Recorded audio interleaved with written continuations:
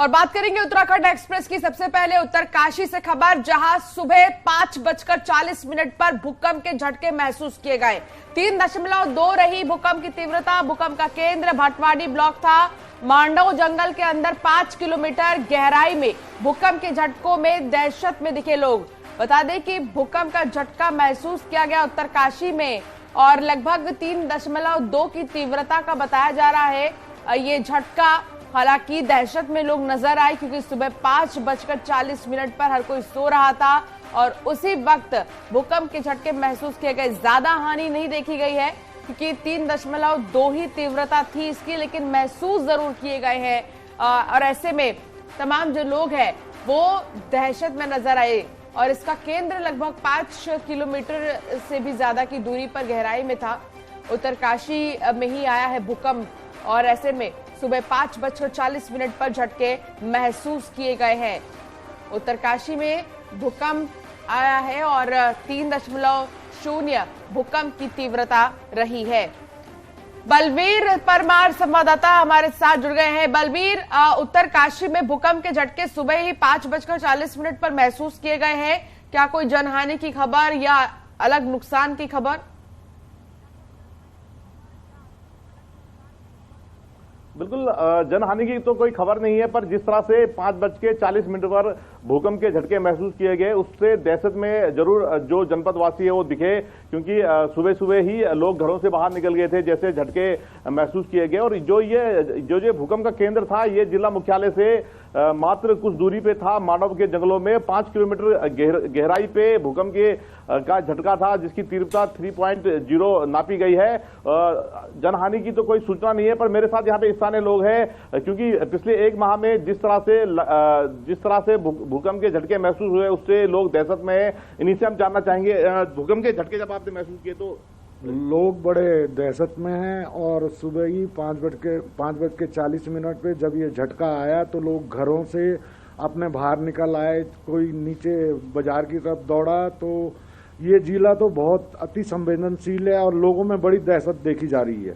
अच्छा, क्या कितने बजे का टाइम था उसमें? ये सुबह 5:40-42 के आसपास ही था लगभग। कैसा माहौल था?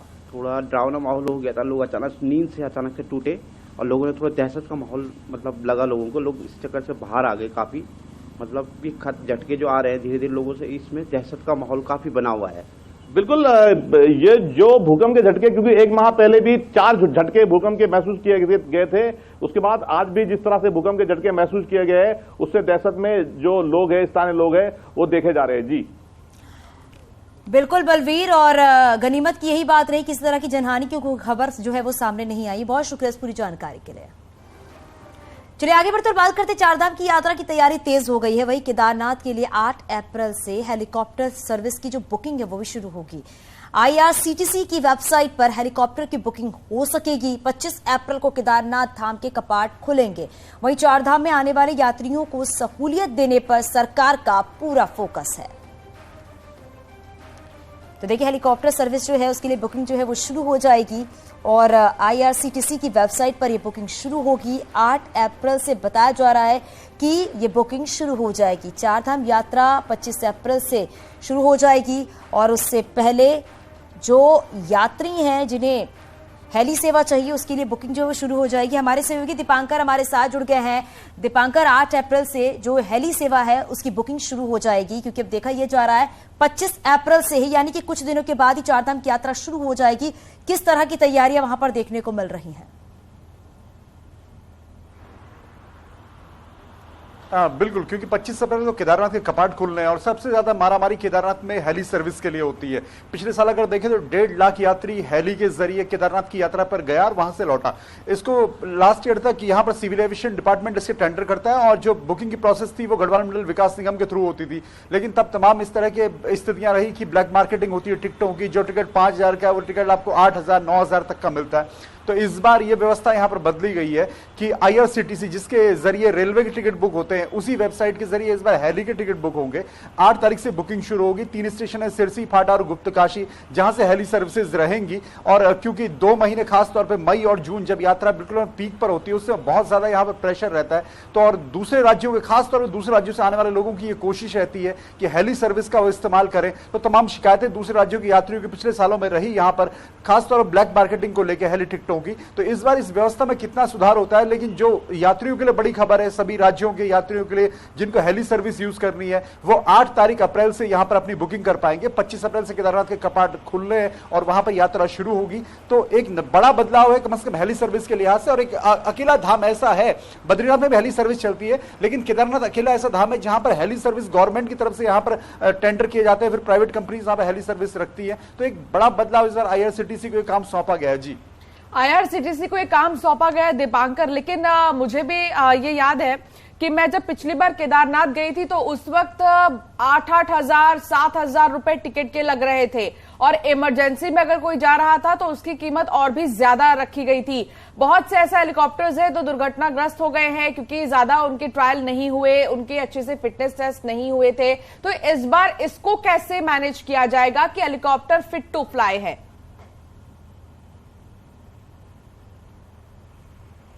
बिल्कुल, क्योंकि जिस तरीके से सिविल एविएशन डिपार्टमेंट का दावा है कि चाहे वो हेलीपैड्स हो केदारनाथ में, गुप्तकाशी में, सिरसी में, फाटा में, उनके सबका निरीक्षण यहाँ पर जो मॉनिटरिंग है वो DGCA की तरफ से की जाती है, तो वहां पर कोई दिक्कत नहीं आई। हालांकि इसके बावजूद मौसम को लेते हुए एक दुर्घटना पिछले साल हुई थी जिसमें 3 तीर्थयात्रियों की मौत हुई थी, तो उस मामले को भी गंभीरता से लिया गया है। खासतौर पर यह कि मौसम, क्योंकि उस वैली में बहुत तेजी के साथ बदलता है केदारनाथ वैली में, तो उसमें इस बार कैमरे से मॉनिटरिंग है। एक कंट्रोल रूम रुद्रप्रयाग में बनाया जाएगा जहां पर मॉनिटरिंग होगी, मौसम कैसे बदल रहा है, पल पल की वहां पर अपडेट्स रहेंगी। ये तो रही बात मौसम और केदारनाथ में हेली सर्विसेज के जो वहां पर मॉनिटरिंग रहेगी। रही बात जो ब्लैक मार्केटिंग की बात आपने की, वो सबसे बड़ा चैलेंज अभी भी रहेगा, क्योंकि जो एजेंट्स होते हैं वो कहीं ना कहीं टिकटों की ब्लैक मार्केटिंग करते हैं। लास्ट टाइम पे आपको टिकट वहां पर 6,000, 7,000, 8,000 अलग अलग रेट्स में, जो रेट जिस समय यात्री को वहां पर बैठता है या कंपनी को बैठता है उसके हिसाब से रेट वसूले जाते हैं। तो यही बात पिछले साल उठी थी। बिल्कुल दीपांकर, और हर बार यही देखा जाता है कि जो टिकट के रेट होते हैं उसमें काफी बदलाव बार बार देखने को मिलता है, तो इससे कई बार शिकायतें भी सामने आती हैं।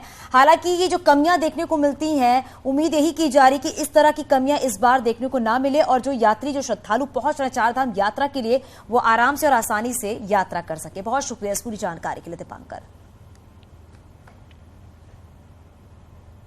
आगे बढ़ेंगे, बात करेंगे कॉर्बेट की, जहां कॉर्बेट में अब नहीं हो सका स्पेशल टाइगर प्रोटेक्शन फोर्स का गठन। 2009 में नेशनल टाइगर कंजर्वेशन अथॉरिटी ने गठन को मंजूरी दी थी। टाइगर रिजर्व की संवेदनशील दक्षिणी सीमा को देखते हुए मिली थी मंजूरी। वन महकमा आज तक नहीं कर सका इस फोर्स के लिए नियमावली तय। तो ऐसे में बाघों की सुरक्षा में घोर लापरवाही इसे कह सकते हैं। टाइगर प्रोटेक्शन फोर्स का गठन नहीं हो पाया है और अभी तक इस फोर्स के गठन नहीं होने से सुरक्षा में कहीं ना कहीं लापरवाही देखने को मिलती है। स्पेशल टाइगर प्रोटेक्शन फोर्स का ये पूरा मामला है, जहां पर एक अलग से फोर्स को गठित किया जाता है। रामनगर से गोविंद पाटनी हमारे साथ जुड़ गए हैं। गोविंद, देखिए 2009 में गठन की मंजूरी मिली थी, लेकिन अब 2023 हो चुका है। इतने सालों में आखिर क्या वजह है कि इस स्पेशल फोर्स का गठन नहीं हो पाया?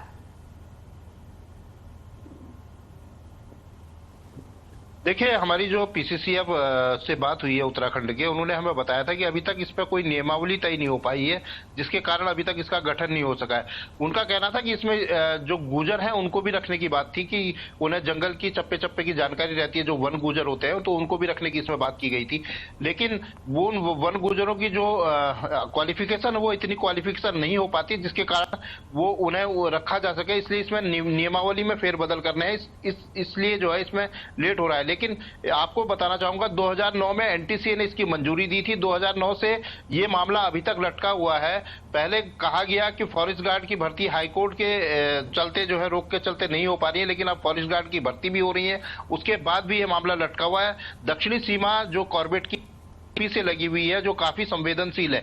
ऐसे में ऐसे में वहां से शिकारियों के घुसपैठ की आशंका हमेशा बनी रहती है। तो वहां जो है इसके लिए जो है ये स्पेशल टाइगर प्रोटेक्शन फोर्स का गठन किया जाना था, लेकिन 2009 से ये मामला अभी तक लटकता चला आया है। इसमें जो है 112 युवाओं को जो है रोजगार मिलना था, जिसके लिए जो वित्तीय स्वीकृति थी वो भी एनटीसीए ने ही देनी थी, मतलब एनटीसीए ने ही सारे खर्चे इसके उठाने थे। गोविंद, ये भी बताइएगा, क्योंकि 2009 का ये पूरा मामला बताया जा रहा है, लेकिन अभी तक इसमें किसी तरह की कोई कार्रवाई देखने को नहीं मिली है। आखिर अब सुगबुगाहट किस बात को लेकर है? क्या अब आगे इसमें कार्रवाई की जाएगी? जो भर्तियां होनी थी वो होंगी, यहाँ पर रोजगार जिसको मिलना था? देखिए 2009 से लंबित ये मामला पड़ा हुआ है, तो निश्चित रूप में इसमें भर्तियां तो होनी है, भर्तियां आज नहीं तो कल इसमें भर्ती करनी ही है। लेकिन ऐसे में सवाल ये उठता है कि जिस तरह की लापरवाही बाघों की सुरक्षा को लेकर के वन विभाग ने की है, नियमावली अभी तक तय नहीं कर पाया है, ये काफी बड़ी लापरवाही हम इसे कह सकते हैं कि इस तरह की लापरवाही नहीं होनी चाहिए, खासकर राष्ट्रीय पशु बाघ को लेकर के जिसको बचाने की इतनी कवायद की जाती है। बिल्कुल गोविंद, और देखना यही होगा कि जो लापरवाही इतने लंबे समय से देखी जा रही है, उन लापरवाही को, उन कामों को कब और कितने समय में दुरुस्त किया जाएगा। बहुत शुक्रिया इस पूरी जानकारी के लिए।